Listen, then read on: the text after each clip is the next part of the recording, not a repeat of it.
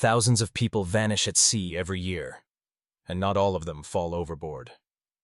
Story 1. The rhythmic churn of the engines was the only constant, a dull throb beneath the manufactured gaiety of the Oceanus. I'd booked this cruise as an escape, a way to outrun the gnawing anxieties that had clung to me like sea mist. Now, 3 days out, the vastness of the ocean felt less like freedom and more like a prison. It started with the whispers. Seated at the bar, nursing a lukewarm piña colada, I overheard 2 older women talking in hushed tones. "Another one, they say," one murmured, her eyes wide. "Just vanished. Like the others, I'd dismissed it as gossip, the kind that festers in confined spaces. But then, the next morning, an announcement over the PA system.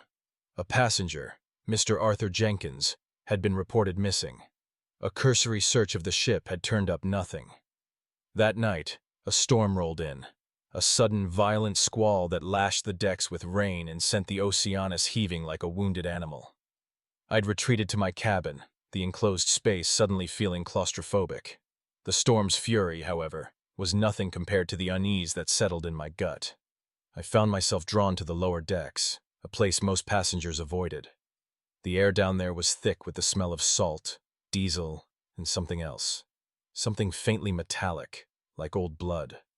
The corridors were dim, sparsely lit, and eerily silent, save for the groaning of the ship. I saw a figure ahead, silhouetted against the weak light. He was tall, unnaturally so, with a gauntness that suggested more than just a lack of food. He moved with a peculiar, jerky gait, and as I drew closer, I saw that his eyes were wide and unblinking, like a doll's. He didn't seem to notice me as he disappeared around a corner. The next day, the announcements grew more frequent. Not just about missing passengers, but about security protocols, about staying in your cabins after dark, about the ship's enhanced vigilance. The mood on board had shifted from forced joviality to a palpable creeping fear. Passengers eyed each other with suspicion, their smiles thin and nervous. Then came the sounds. Late at night, when the ship should have been settling into a slumber, I heard them. Muffled thuds from the deck above, a scraping sound, as if something heavy was being dragged. And beneath it all, a low, guttural humming that seemed to resonate from the very hull of the ship. It wasn't the engines. It was something else, something alive. I started to see him more often, the tall, gaunt man. He would appear at the edge of my vision, a fleeting shadow in a crowded dining room, a silent observer from a dark corner of the promenade deck. He never spoke, never acknowledged me, yet I felt his gaze, a chilling, predatory assessment. One night, unable to sleep, I ventured out of my cabin again. The ship was deathly quiet. The humming was louder now, a deep, resonant drone that vibrated through the soles of my shoes. I followed the sound, drawn by an irresistible, morbid curiosity. It led me down, further than I'd ever gone before, to a section of the ship marked Restricted Access. The door was ajar. Inside, it was cavernous and dimly lit, filled with hulking machinery that pulsed with a faint internal light. And then I saw them.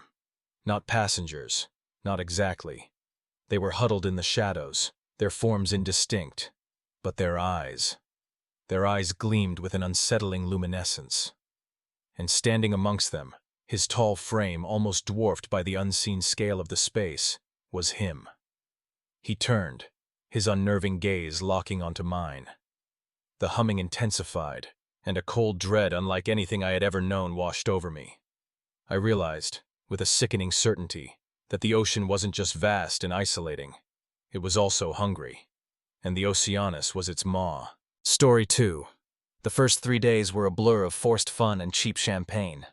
I'd booked this solo cruise to escape, but out here, the ocean's sheer emptiness was a mirror. There's no running from yourself when you're surrounded by a black, liquid desert stretching to an indifferent horizon. By the 4th night, I couldn't sleep. It wasn't the gentle rocking or the distant thrum of the engines. It was another sound, a low, resonant hum that seemed to vibrate up through the very bones of the ship. It was intermittent, almost organic. Driven by a sleepless curiosity, I left my cabin. The upper decks were silent, ghost towns of stacked deck chairs and drained pools. I descended, level by level, the plush carpeting giving way to linoleum, the warm lighting to sterile fluorescent bars. I passed a staff-only sign, the hum growing stronger. The air changed down here, in the vessel's guts. It was thick with the cloying smell of disinfectant, brine, and something else. Something metallic and vaguely sweet. The engine's true roar was a constant, deafening presence, yet somehow that other hum cut through it. I followed it down a narrow, featureless corridor.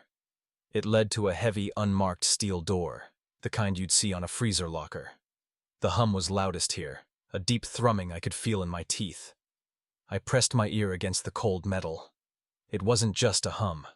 Beneath it, I could hear a faint, wet, rhythmic pulsing, and the smell seeping from the door's seals was overwhelming, like a slaughterhouse in the sea. A primal, chilling terror seized me. This wasn't mechanical. This was the sound of a great living thing breathing in the dark heart of the ship. I scrambled back to the passenger decks, my heart hammering against my ribs. The next morning, at breakfast, a man from the cabin next to mine was gone. His wife said he went for a walk late last night and never came back.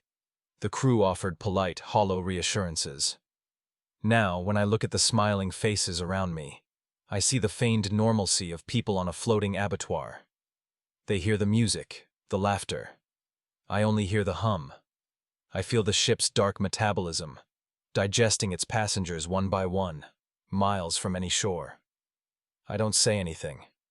I just smile back and listen to the hum. Story 3. Below Deck. I always loved the ocean, until I learned to fear it. The ocean's majesty was supposed to be paradise. Endless buffets, moonlit decks, the kind of luxury that made you forget the real world. But below deck, the walls hummed with something darker. It started with the disappearances. Crew members who never returned from night shifts. Passengers who wandered off after midnight, their empty cabins found unlocked, beds still made. The captain dismissed it. Drunk fools overboard, he said. But I knew better. The first time I saw her, I thought I was dreaming. I was working late in the ship's laundry, steam rising from the presses like ghosts. Then I felt it. A cold draft where there shouldn't be one. The door creaked open on its own. A woman stood in the hall.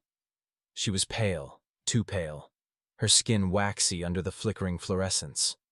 Black hair clung to her face like seaweed, but her eyes, God, her eyes, were wide, glistening voids. "You shouldn't be here," she whispered. Then she was gone. I told no one. Who would believe me? But she came again. Late at night, in the crew corridors, I'd catch glimpses. A shadow slipping behind a door, a wet footprint on the metal floor. Once, I heard her voice from a locked storage room, murmuring in a language that made my pulse stutter. Then came the knocking. Tap, tap, tap. Like fingers against metal, echoing up from the ship's belly. I followed it, heart hammering, down to the lowest deck, a place even crew avoided. The air reeked of salt and rust. The knocking grew louder, frantic. A door stood ajar. Inside, the walls were bleeding. Not blood. Water. Seeping from the seams, pooling on the floor. And in the center, her. Crouched over something. No. Someone. A passenger.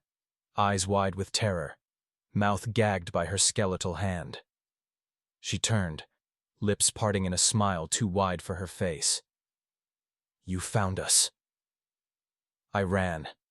Upstairs I screamed for security. But when they searched the room, they found nothing.